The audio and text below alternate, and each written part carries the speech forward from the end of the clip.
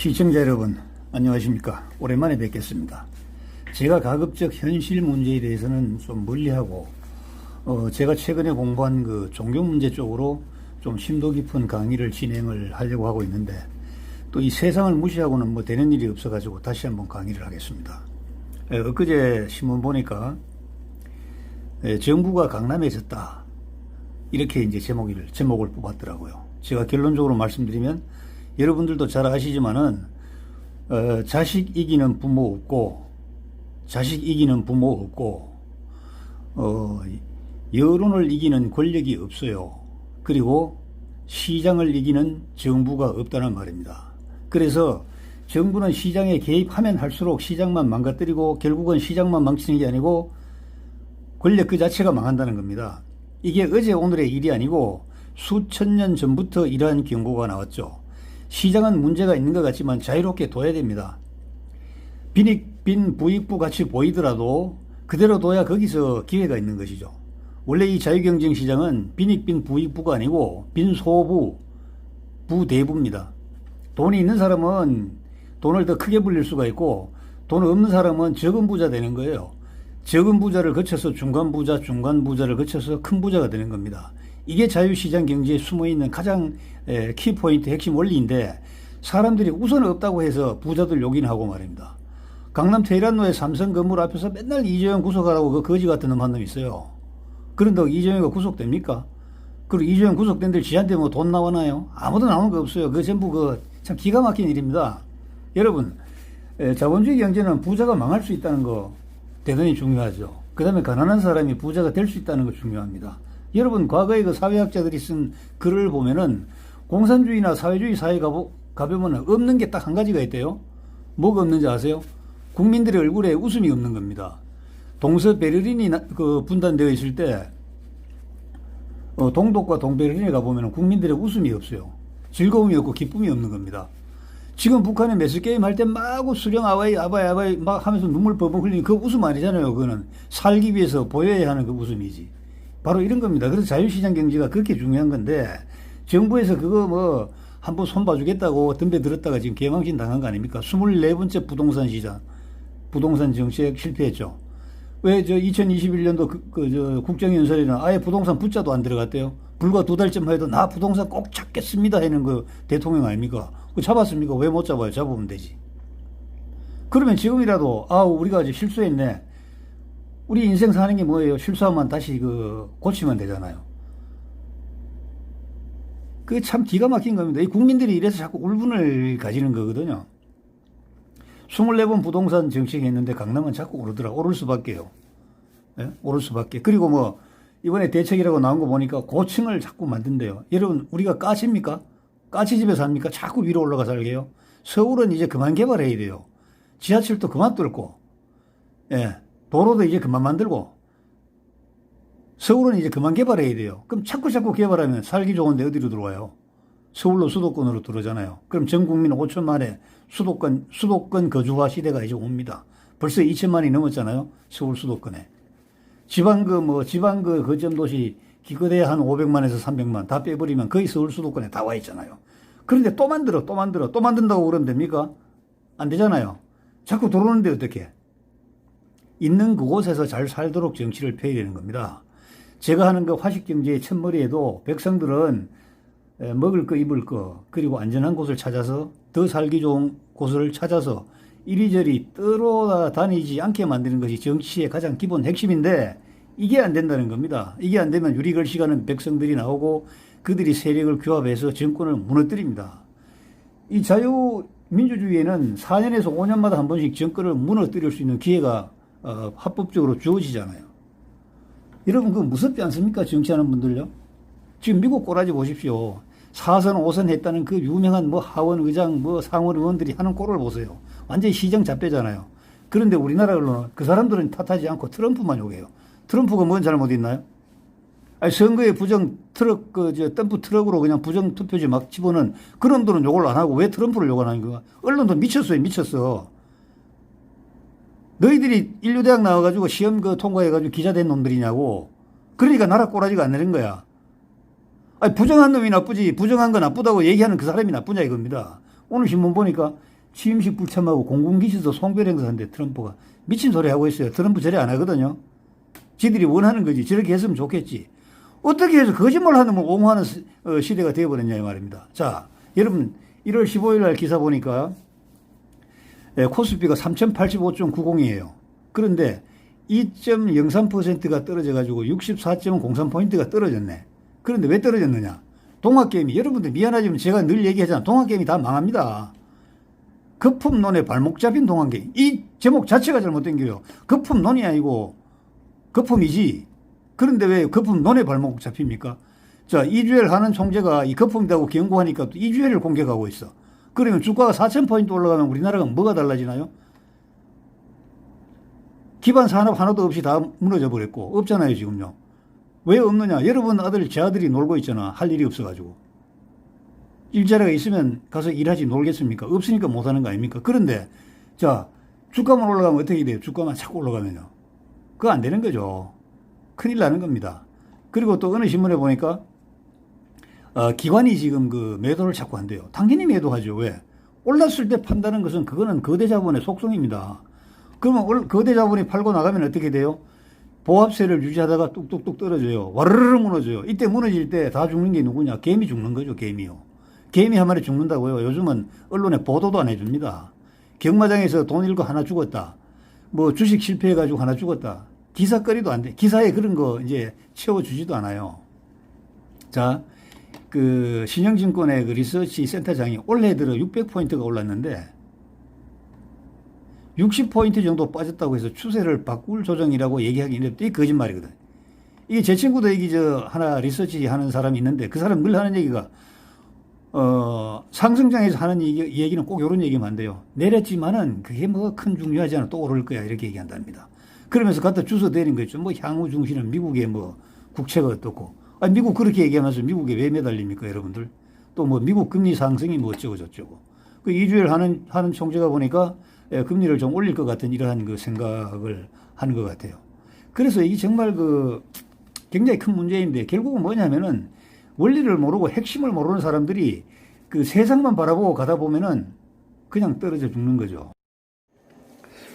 기사 몇 가지 더 살펴보겠습니다.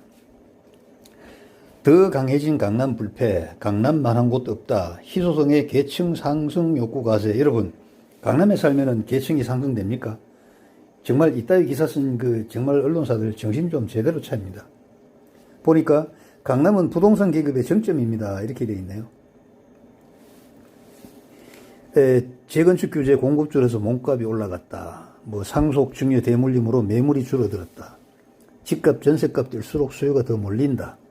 불안 심리가 확산돼서 패닉 바잉이 거세진다. 이거는 뭐 현상으로서는 맞는 얘기입니다만 근본적인 본질은 아닙니다. 그리고 대책 보니까 강남의 대체지를 꾸준히 개발해야 시장이 안정된다. 어디다 개발을 해요? 강남 대체지가? 강남 위에 하늘에 합니까? 강상에다가요? 이런 기사 쓰는 사람은 기자의 뭐 지식이고 언론사의 뭐 자유입니다만은 좀 본질을 좀 제대로 제가 써줬으면 참 좋겠습니다. 예, 강남에 사업체가 많다. 뭐 여러 가지 얘기를 참 많이 하네요.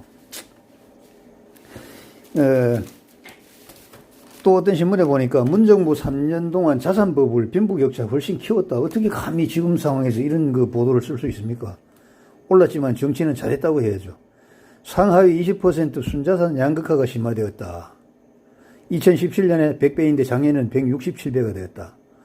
집값 증시 폭등에 박탈감이 커져 계층이동 사다리가 끊겨 사회 문제. 여러분, 계층이동 사다리가 끊기는 건요, 산업이 무너져서 그래요.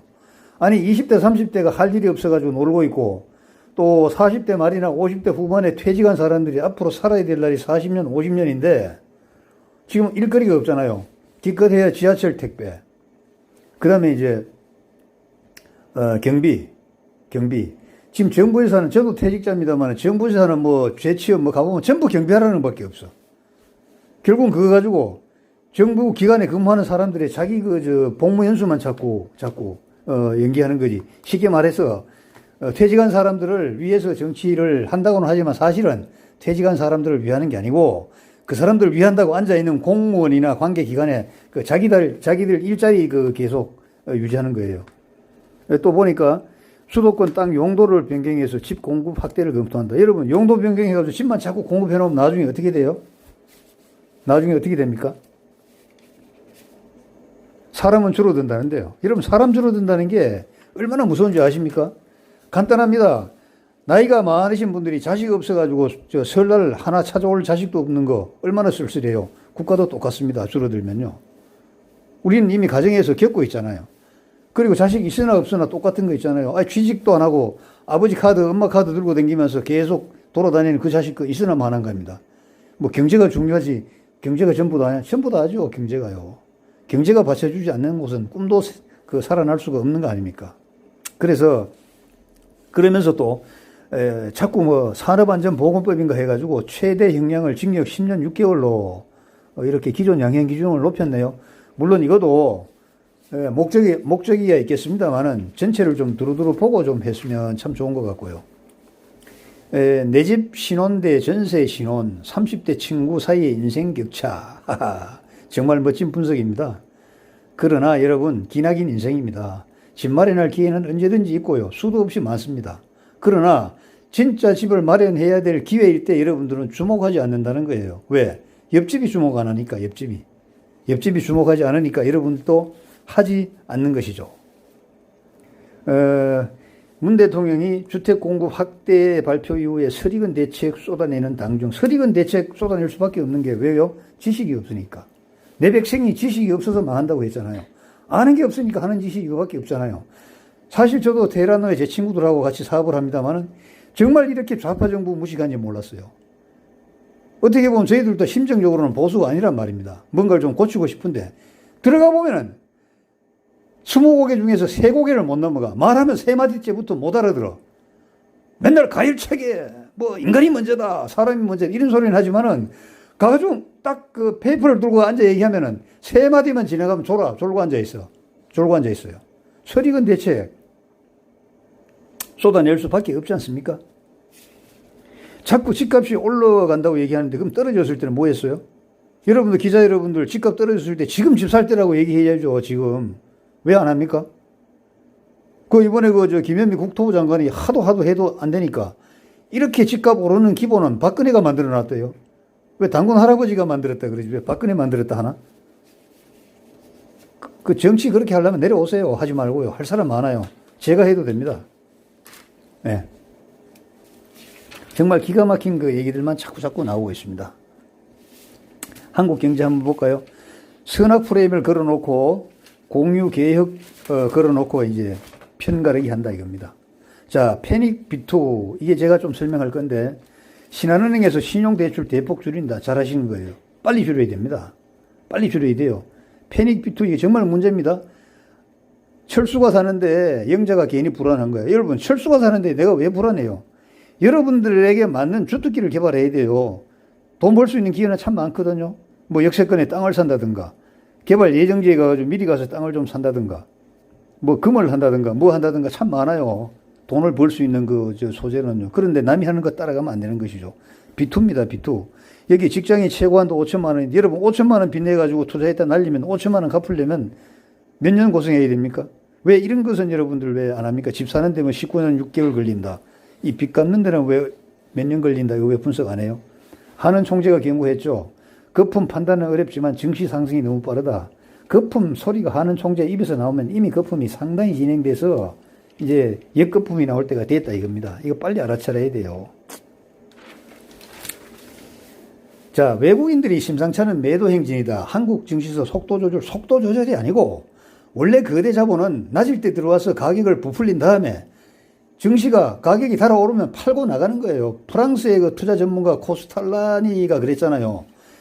가격이 상승하는 신호는 그 무덤으로 가는 장송곡이 울리는 그 시점이라고 얘기하잖아요. 그것도 모르고 그걸 빤빤인 줄 알고 들어갔다 다 죽는 거죠. 속도 조절이 아니고 제발 당연한 순서라고 좀 적어줘요. 우리 기관도 매도했거든요. 우리 국민연금도 매도했거든요. 왜? 아니 챙겨야 되잖아요. 임금 올랐을 때 팔아가지고 쉽게 얘기하면 돈을 챙겨야 되잖아요. 당연하죠, 당연해요. 딱 예를 보세요. 증시과열 주요국가 비교하면 여전히 저평가. 맨날 이따위 소리 하면서 뭐 최모은 기자인데 공부 좀 하세요. 이런 소리 하면 안 됩니다. 왜 비교하면 저평가입니까? 산업 기반이 다르니까 저평가예요. 예, 이주열 총재가 작은 충격에도 주가 조정 받을 수 있다 이렇게 얘기했네. 이거 굉장히 중요한 얘기입니다. 또 착한 임대인, 어떻게 임대인에게 착하기를 바랍니까? 임대인에게 착하기만 바라서 되겠습니까? 안전만 3법, 내놓는 법안 정책마다 국민 갈라치기.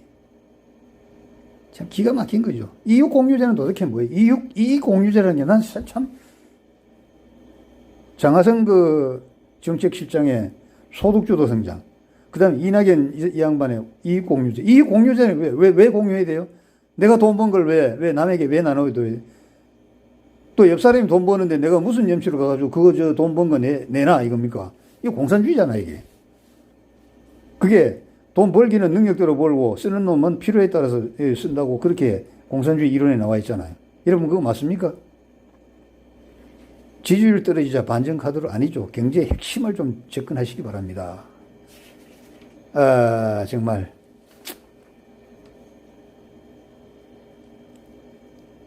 아이고, 정말. 많습니다. 자, 공공재개발을 첫 발을 뗐지만은 역세권 만화 상가동 이거 변수다. 여러분, 참 보니까 신문로, 강북 5고 경도, 신설, 뭐 하여튼 쭉 있네요. 홍남기 부총리는 다주택자 양도세 계획대로 하겠다. 완화 요구를 일축했다. 좀 정신을 차리시기 바랍니다. 주관을 가지고 하시기 바라고요. 예. 그래야 국민도 살고 국가도 삽니다. 여러분, 또 재보선이 있으니까 자영업 보상법이에요. 그럼 우리 같은 백수도 좀 보상 좀 해주세요. 자영업만 보상해 주지 말고 재정 악화는 뒷전이다. 뭐 코로나 방역으로 영업 제한 가게. 그러면 이거 코로나 정책 잘못한 그 정책자들에게 피해 보상 우리 소송 제기해야 됩니다. 이렇게 된다면요.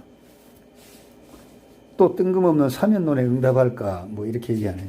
여러분 참 풀어줘도 걱정이고 안 풀어줘도 여러분들만 죽습니다. 아유 정말 이렇게 자꾸 참